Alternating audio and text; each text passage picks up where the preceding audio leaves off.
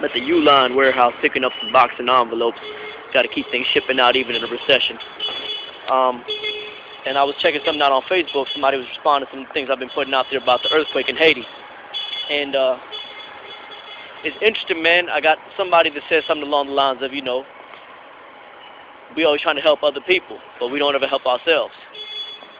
And that's deep because there's some truth to that. I think it's real poor timing to say that now because, really, come on, man. Haiti, they struggling and suffering to begin with, man. These are motherfuckers that were the only ones to have a successful slave revolt, a successful revolution. These are the only ones that had a real revolution, like a black revolution, won, and then, built the nation off of that. And they've been suffering ever since for it, man. White America, Europe, everybody, man, hated them ever since. And so it's kind of like, man, they fought, man. Somebody need to fight for them too. Somebody need to stand up. Somebody need to do something. But I think it's that divisive mentality, Oh, that ain't us. That's them. And that's why I like this nation, man, the 5%, the nation of God's nurse, because one of the lessons that we learned says, and I quote, they are original people. And it's talking about the Native Americans. Now, these lessons were given at a time where black Americans weren't necessarily associating themselves with Native Americans and thinking that they were one people. And, this is what we've been taught ever since we got those lessons, that black, brown, yellow is original people. Because, I forget who said this, but basically until you see the struggle of other oppressed people as your struggle, you'll never be liberated. You'll never be liberated because you're not about to just fight for yourself on your little plot of land and win. What you think happened in Africa during the slavery era? Some of them people was trying to fight, some of the leaders were trying to fight, but they couldn't resist European domination by themselves. So what the Europeans did was they just got the other Africans to go against they had one group go against another group. It's happened time and time again. It happened in Angola, happened all over the place. I got it documented in How to Hustle and Win a Reparation Revolution in case you want the history notes. But time and time again, it was division that kept our people from remaining free. And here we are again. A motherfucker really worried about why we ain't helping ourselves when we help in Haiti. But Haiti is us. That's like the people that told, I'm sure when Hurricane Katrina happened and Jeezy let a whole bunch of the people that was so-called refugees stay at his house, I'm sure somebody was like, come on, man, you from the A, they ain't, you need to help somebody that's from here. We got people that needs housing out here. I'm sure somebody told him that. Polo the Don got a foundation out here in Atlanta, but it's for Zone 4. It's a Zone 4 foundation, which is my hood, the West End. I'm sure somebody told him, well, why you fucking with the rest of Zone 4? You only need to be on this one block. This is the block that we from, just this block. See, it's that divisiveness, just us. Ain't gonna be no justice if it's just us, unless you have a different conception of what us is. See, my conception of us is a little bit bigger than some people that's narrow-minded, thinking it's just this one group of people. I mean, come on, really. How could you be claiming that the whole globe was populated by black people and all civilizations were built by black people, but then now, after you say that, then you got a new narrow definition for who black people are? Well, if the whole globe was populated by black people, then where are they descendants at? See, that's the illogical kind of thinking we was given, because he called us by different names to divide us. He had us thinking that one group of people is this, one group of people is that. Africa, Berlin Conference, you know what I mean? Google it. Same thing with every other place name he came up with. All these place names, we ain't come up with them place names. All them little place names came up with his idea. Even Haiti. Haiti is on an island that was once called Hispaniola, and before that it was called something else by the Arawaks and the other original people that was there. But Haiti and the Dominican Republic actually occupy the same island. But you're not hearing about no Dominican Republic earthquake. You're hearing about a Haiti earthquake. Thank you. Because it happened on the Haiti side. But the people in the Dominican Republic is affected too. But why ain't the Dominicans being called on like, yo, help out the Haitians? Thank you. All right. I'm going to get back to y'all on this, but you get my point. Peace. Yeah, I apologize for that, man. Had to pick up my order. They had it ready for me.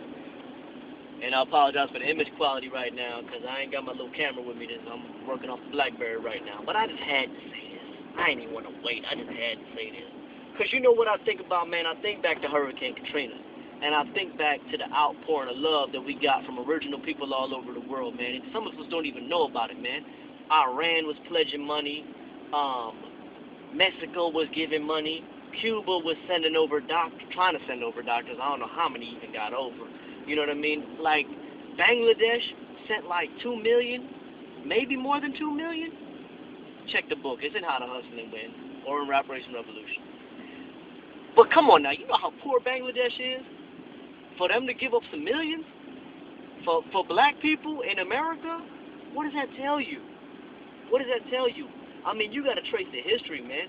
Don't you know that Japan was trying to get down with black people during right before World War II? Japan was sending generals over here like, yo, black people of America, come on, rise up with us. We can win this together. We can take them down together. That's when they nuked Japan. This has happened time and time again that, you know, that there have been bridges and bonds being developed between the black, brown, and yellow people of the world. And it's always one of two things that happen.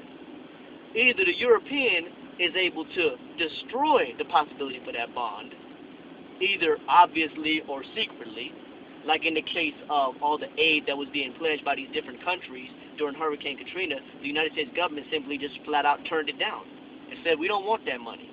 We're going to let these people starve and suffer on their own while we, you know, send in choppers to fly out their little ponies and dogs and shit like that while they sitting on the rooftop screaming, dying, and in the Superdome, you know. But that's one thing. But then sometimes secretly they'll have people come in and join a little organization, thing like that, and they'll work to create friction so that whatever little bonds is being created are going to be destroyed. When Malcolm X got shot, it was a Japanese woman that was holding him, like trying to see if he was all right. You know what I mean? Like, these bonds have existed for a long time. They go back real far. Marcus Garvey was sitting down with Ho Chi Minh and all them. And who else? And Mao Zedong. You know what I mean? Robert Williams, who was featured in the book Negroes with Guns. You know, one of the militant chapters of the NAACP that actually advocated armed resistance and flat-out revolution. He was sitting down with the Vietnamese and Chinese government.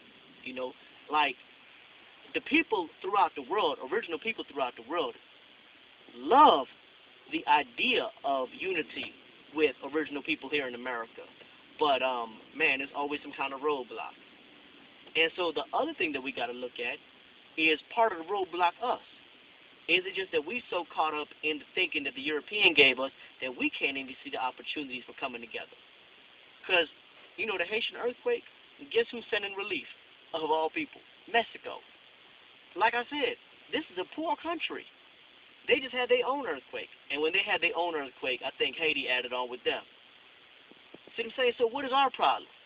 All we doing is beefing and fighting amongst each other. We mad at the Arab because he got a gas station in the hood. We mad at the Koreans because they selling hair. Like, come on now. That's just opportunism. It ain't like black people don't do that. It ain't like everybody don't do that. What it is there's a person above all of us that's facilitating that, creating the conditions that's right for that. But we so mad taking shots at each other that we don't even see the puppet master pulling the strings. Come on, man. Haiti is our people. And if you can't see that, then you deserve to get left behind when something happened to your ass. Just like the dude, he wrote a poem about Nazi Germany, and he was like, yo, when they came after the Catholics, I ain't say nothing because I wasn't a Catholic. When they came after the homosexuals, I ain't say nothing because I wasn't a homosexual. When they came after the Jews, I ain't say nothing because I wasn't a Jew. But then when they came after me, there was nobody left to speak for me. Get on the program, man. And get on that bullshit. Peace.